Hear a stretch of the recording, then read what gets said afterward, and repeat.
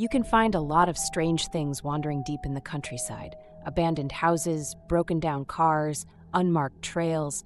But if you ever find a staircase standing alone in an empty field, don't go near it, because not everyone who climbs up comes back down.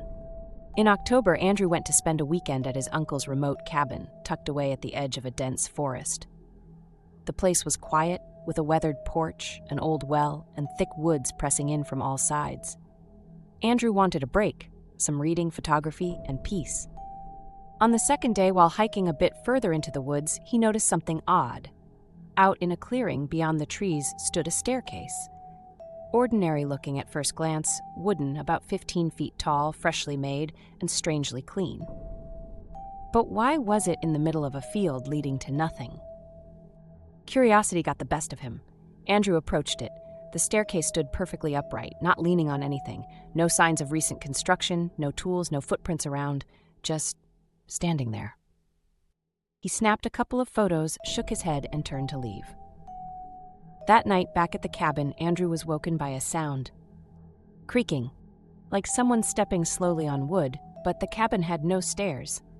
He looked out the window. Nothing. But far in the distance, he could barely make out the silhouette of that staircase again, closer than before. The next morning, he returned to the field. The staircase was there.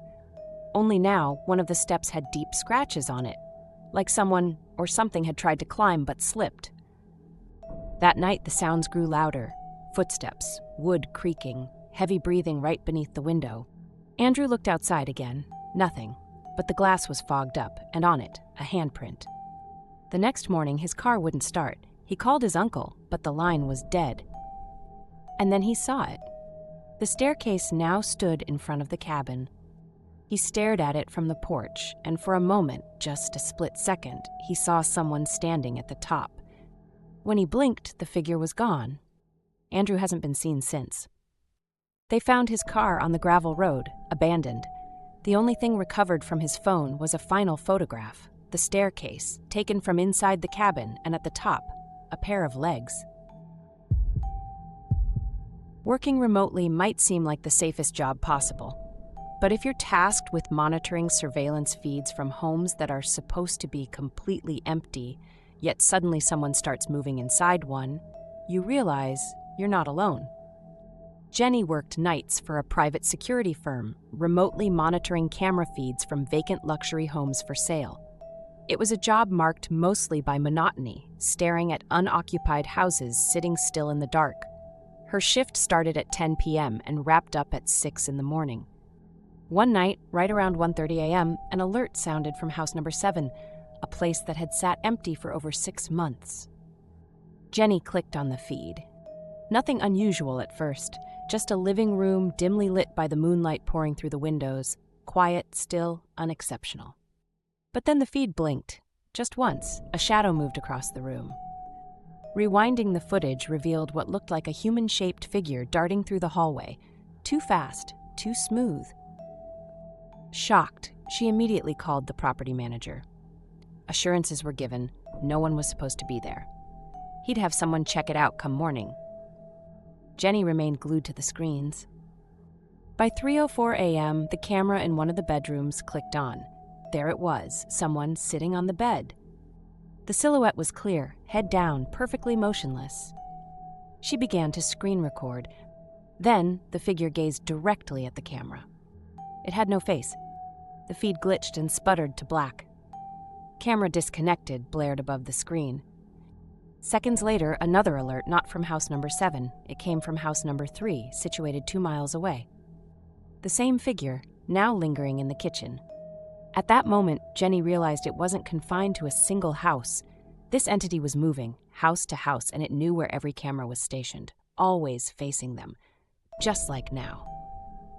Frantic, she tried to terminate the system, only for each screen to begin flickering, the figure manifesting in every room, behind every lens. Then the final image appeared. It wasn't a house. It was her own room, a feed showing her watching the monitors, and behind her, the figure. When her coworkers arrived that morning, Jenny was nowhere to be found. Her laptop, however, remained open. On the last recorded footage reflected in the screen, a shape stood ominously over her shoulder. Some things should never be found: an old cassette, a faceless photo, a diary with no name. But when you start reading and the pages begin to appear by themselves, you realize this book isn't just telling a story, it's watching you. Victor, a quiet history student, rented a cheap attic room in a creaky old boarding house. The landlady never went upstairs. The stairs were too steep for her. One afternoon, digging through dusty boxes near the wall, Victor found a diary. Dark leather cover, no title. Inside, neat handwriting dated from 1952. The entries described a person who seemed invisible to everyone. They lived in the house, but no one ever acknowledged them. They felt like a ghost, forgotten, alone. Victor assumed it was fiction, but the entries became more disturbing. Page 37, I'm standing behind you, watching you read. Finally, I'm not alone. Victor dropped the book. Didn't sleep much that night. The next day, he picked it up again and noticed more pages had appeared. The same handwriting, but now the writer was addressing him by name. Victor, I've missed you. Thank you for giving me a voice. Unnerved, Victor showed the book to a university librarian. She took it home to examine. 2 days later, she vanished. The book was mailed back to him. First page, she tried to leave me too, but now I'm with you again. He began to hear whispers at night, from the closet, from under the bed, from the book itself. Then one evening, it opened on its own.